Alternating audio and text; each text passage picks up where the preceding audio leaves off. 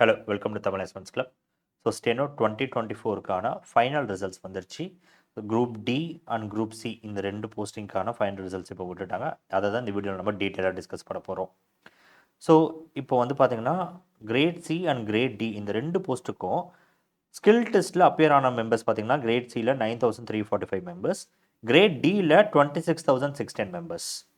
And skill டெஸ்ட்டில் appear ஆனவங்க இவங்களை யாருன்னு பார்த்தீங்கன்னா கிரேட் சியில் 6700 பேர் அப்ளையர் ஆகிருக்காங்க, கிரேட் டியில் 18000 பேர்கிட்ட அப்பியர் ஆகிருக்காங்க. அண்ட் ஃபைனல் செலெக்ஷனில் இப்போ கன்சிடர் பண்ணியிருக்கக்கூடிய நம்பர் ஆஃப் கேண்டிடேட்ஸ் வந்து 15372 பேர். இதில் கிரேட் சியில் பார்த்தீங்கன்னா இப்போ டோட்டல் வேக்கன்சி அப்படின்றது 215, அன்ரிசர்வ்டில் 114, இடபிள்யூஎஸ்க்கு வந்து 15, ஓபிசிக்கு வந்து 42, எஸ்டிக்கு வந்து 18, எஸ்சிக்கு வந்து 26. கிரேட் டியில் டோட்டல் வேக்கன்சி பார்த்தீங்கன்னா 1908, அன்ரிசர்வ்டுக்கு 899, இடபிள்யூஎஸ்க்கு 185, ஓபிசிக்கு வந்து 451, எஸ்டிக்கு வந்து 129, எஸ்சிக்கு வந்து 244. ஸோ ஸ்கில் டெஸ்ட்டோட கட் ஆஃப் பார்த்தீங்கன்னா இப்போ கிரேட் சிக்கு வந்து அப் டு 5% வரைக்கும் mistakes allowed, and reserve categories எல்லாத்துக்குமே 7%. கிரேட் டியில் 7% வரைக்கும் அன்ரிசர்வ்டுக்கு அலௌடு, ரிசர்வ் கேட்டகரிஸ் எல்லாத்துக்குமே 10% வரைக்கும். ஸோ போஸ்ட் வைஸ் அலோகேஷன் பார்த்தீங்கன்னா இப்போ நம்ம வந்து ஒரு பிடிஎஃப் நம்ம ஷேர் பண்ணுவோம். ஸோ இந்த பிடிஎஃப்ல பார்த்தீங்கன்னா உங்களுக்கு இந்த எந்தெந்த டிபார்ட்மெண்ட் இருக்குது, இப்போ C1 C2ன்னு சொல்லிட்டு ஒரு டிபார்ட்மெண்ட் கோடு இருக்கும். ஒரு டிபார்ட்மெண்ட்டோட கட் ஆஃப் என்னன்றது நம்ம அவங்க மென்ஷன் பண்ணியிருப்பாங்க. ஸோ உங்கள் கேட்டகரியோட கட் ஆஃப் என்னன்றது நீங்கள் பார்த்துக்கலாம். ஸோ எந்த மினிஸ்ட்ரிக்கில் இல்லை எந்த டிபார்ட்மெண்ட்டில் நீங்கள் போகிறன்றது அதை நீங்கள் பண்ணிக்கலாம். அது மாதிரி கிரேட் டியில் பார்த்தீங்கன்னா போஸ்ட் கோட்ஸ் வந்து D10லேருந்து D57 வரைக்கும் இருக்கும்.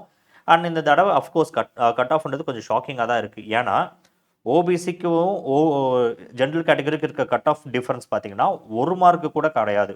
சில இதில் 1 மார்க் இருக்குது, ஒரு சில கேட்டகரியில் பார்த்தீங்கன்னா பாயிண்ட் சம்திங் தான் இருக்குது. ஸோ காம்படிஷன் வந்து ரொம்ப ஹெவி ஆகுது. கட் ஆஃபோட டிஃப்ரென்சஸ்மே ரொம்ப கம்மியாக இருக்குது.